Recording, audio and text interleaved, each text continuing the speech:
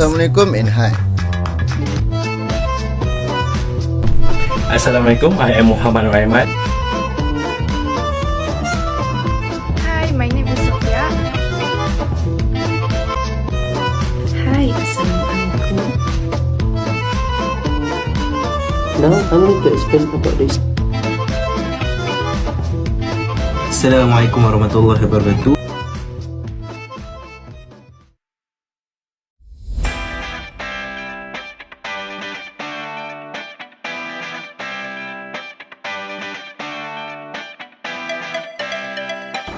Assignment 1, Introduction. The instruction is to write an introduction about the emergence of informal credit market in Malaysia. Informal credit market are based on the idea of overall economic saving can be maximized by eliminating administrative expense associated with interest rate and relaxing unduly rigorous collateral requirement. Ar-Rahnu is the one of the accessible informal lending marketplace other than conventional informal credit options. Emerging informal credit market will provide specialized financing to satisfy the credit need of a specific income group are expected to fill this gap. Informal credit market theory was used for conventional credit analysis. However, scholars have broadened the application by studying Islamic law, setting and considering Sharia complaints as part of the factor of effectiveness Ar-Rahnu. Ar-Rahnu is one of the accessible informal lending marketplace other than conventional informal credit option. Even though both Ar-Rahnu and informal credit market have different operating systems, they have a lot in common regarding operating conditions like collateral, processing speed, and service charge. The emergence of informal credit market in Malaysia had benefits Malaysians, which is made it easier for people in rural area to have convenient location to go to, always on credit, and a variable maturity structure. The rise of informal credit market in Malaysia has been derived by the ease of informal credit market process, as it does not need formal banking process and client will be informed instantly if application either accepted or rejected within an hour of processing period. Besides, this type of service will be beneficial for people who reside in the rural area, as the distance from home to the nearest town of informal creditor are far from home. Next, the informal market strength in Malaysia come from the capacity to supply capital or cash to organization and individual in developing their household income. Now I'm going to explain about the history of the operation. Some people claim that the pawn shop has been introduced a long time ago in Italy. It has religious affiliation. The popes will lend the money to the poor without any interest in condition with pledge. Sometimes it's required to have a pawn that is guaranteed by the third party. But there is also another version of the story where it said the pawnbroking was founded in ancient China from 2000 years ago. Not only that, they also said they have found the earliest written history where the pawnbroking was originally from Greek and Roman civilization. Malaysia had been introduced on the pawnbroking in 15th century, where back then the Malacca government had a diplomatic relation with China. The Islamic pawnbroking scheme Ar-Rahnu was founded by Muassasah Nurhidayah Islam Terengganu on 23 January 1992. Later followed by Yapin together with Bank Negara on 27 October 1993. Back then, pawnbroking schemes are really famous around Malaysia, but since it was run by non-Muslim with most of it are Chinese, the operations are exposed to interest which is forbidden by Islamic law. And sadly, most Muslims have to deal with conventional economic system since there is no option back then. Since that, a lot of financial institutions are looking forward to introduce Ar-Rahnu scheme for Muslims. The objective of the Ar-Rahnu scheme is to protect Muslim society from getting involved from the forbidden transaction that have been element of riba, which is interest.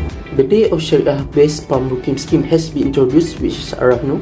This scheme has received a positive feedback from the society, especially from the Muslim society. The demand for the scheme has blown up to the roof, where we can recall the Bank Rakyat was the most successful cooperative in Malaysia, where they have 127 outlets around Malaysia. Fun fact, the Selangor has the most number of outlets, which is 50 outlets. There is two types institution offering Ar-Rahnu product, which is the first one is from bank and the second one is from non-bank. A lot of banks that are offered Ar-Rahnu scheme, since the market demand in Malaysia are really high for this scheme. The example of bank institution that offer the scheme is RSB, Bank Islam and Agrobank. And then for the second is offered by the non-bank, which is Ar-Rahnu Exchange, NYBU, Yapin. These all institutions must follow all the rules that has been set as guideline in order to offer the Ar-Rahnu scheme. There are 6 types contract used in Ar-Rahnu financing. Firstly, Rahnu in istisna and Ijarah istisna. When something made, this contract get a lot of jurisprudential attentions and has a numerous definition. It involves the sale of an assets that the seller will make. Ijarah signifies the murtahin transfer property to the rahin in exchange for a specific rental payment. According to the article, murtahin can keep rahin's items in Ar-Rahnu. The rahin will charge the murtahin a fee because he has entrusted the marhun to him, which is ujrah. The rahin will only pay service cost ujrah under the ijarah contract. Murtahin returns marhun to rahin when ijarah ends. And the second one is kafalah. Kafalah is a loan guarantee, and Islamic law requires timely loan repayment. The law authorizes lenders to require loan security if the borrower defaults.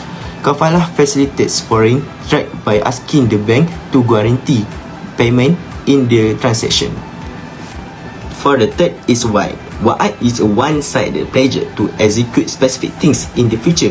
According to the report, juries have imposed wa'ad, which requires a consumer to make a unilateral vow to buy from the bank. Before bank buys from a supplier, wa'ad was the first applied to murabaha, sell to buy others. Later, its use was extended to include sell, buys, lease, ijarah, and partnership shirkah arrangements.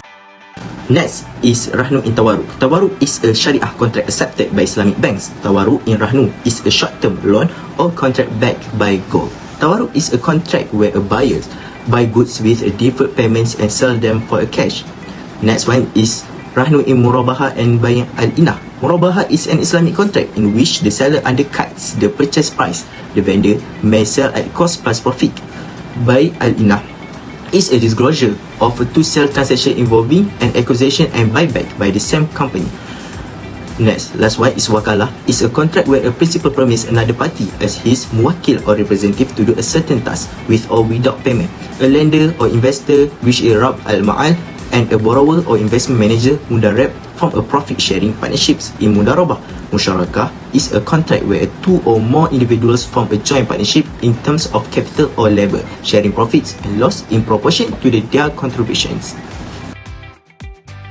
Agrobank is a government-owned bank in Malaysia that is governed by the Minister of Finance and was founded in 1969 with a concentration on the agriculture industry. It is a short-term Islamic pawnbroking facility called Ar-Rahnu financing offers customers rapid access to cash by taking gold objects as security.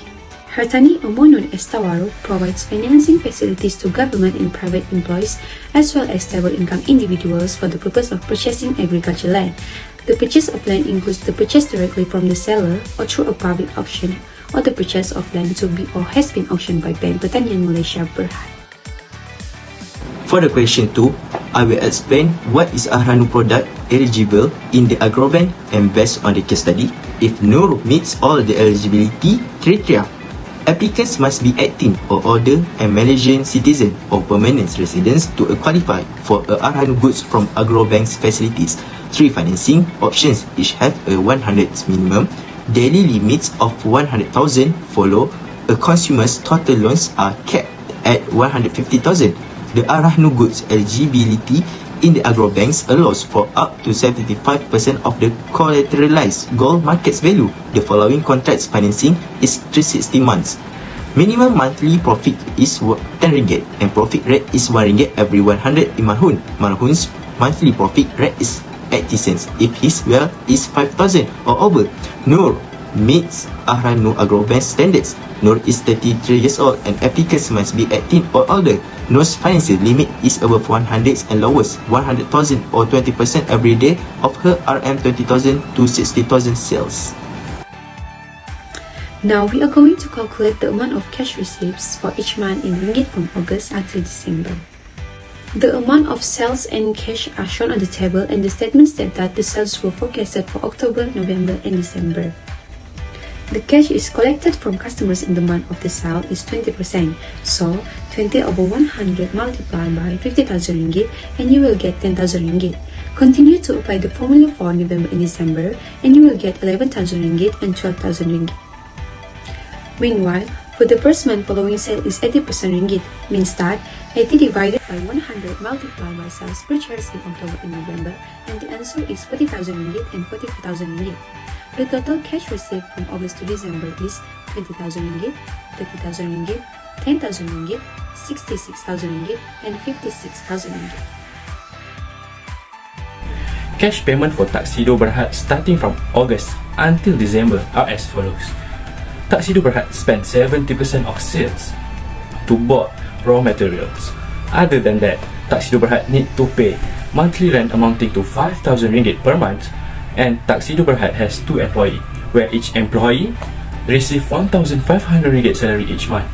Total cash disbursement for August is 20,000 ringgit, followed by 29,000 ringgit for September and 43,000 ringgit for October.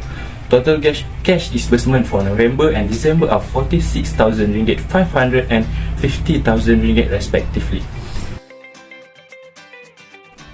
In the question 5, we need to find the net cash flow for the company, and this is the Tuxedo Berhad net cash flow from August to December.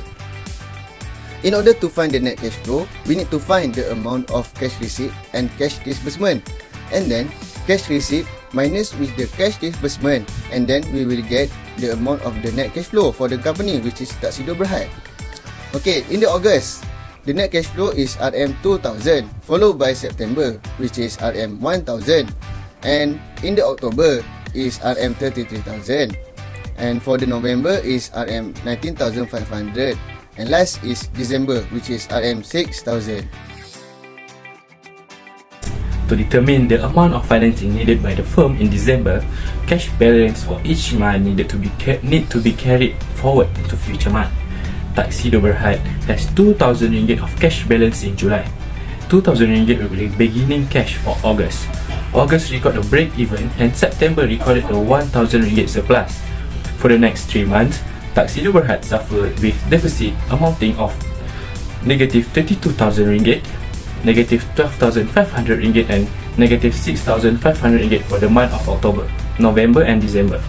And the amount of needed for December is 6,500 ringgit. Question 7, the question is, if Nur can borrow the amount of financing she needs in December, calculate the amount of fee and charge she need to pay if she borrow using Ar-Rahnu financing facility that we chosen. Firstly, we must find the Agrobank monthly safekeeping fee as the table above, and the amount of financing Nur need in December is 6,500. And Nur has 35 gram gold with standard 999. Current gold price based on Agrobank is RM297.39.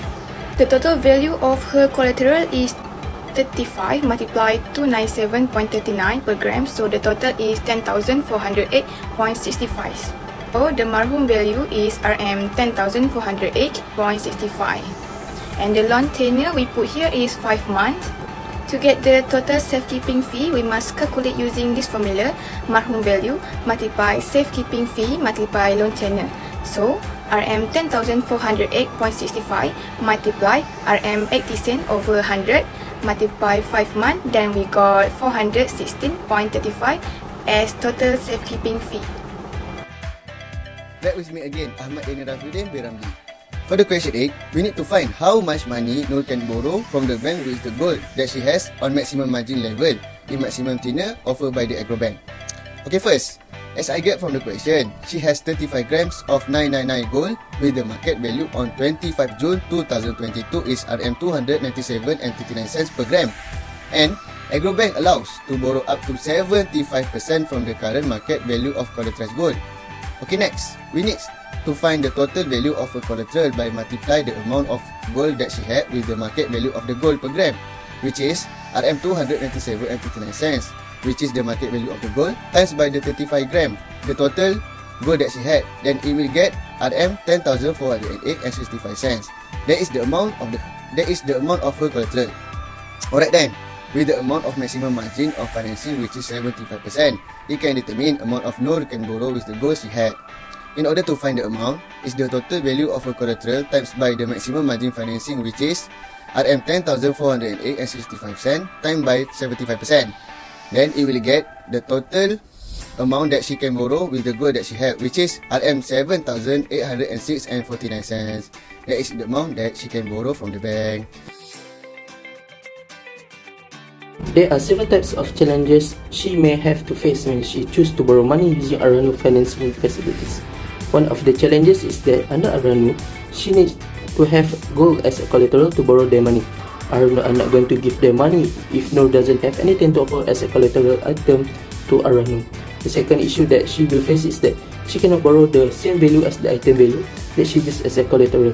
Based on the data Ar-Rahnu from the Agrobank, it states that they only give you 75% of borrowing from the total value of the collateral item.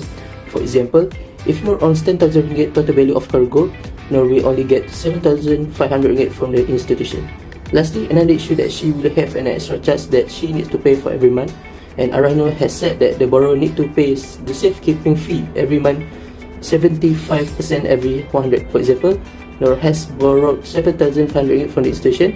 When we calculated, amount of fee that she needs to pay is 56 ringgit 35 cents per month. In conclusion, Ar-Rahnu is one of the accessible informal lending marketplaces other than conventional informal credit option. Informal credit markets are critical for lending to small and impoverished borrowers in urban and rural locations. Agrobank is a government-owned bank in Malaysia that is governed by the Minister of Finance.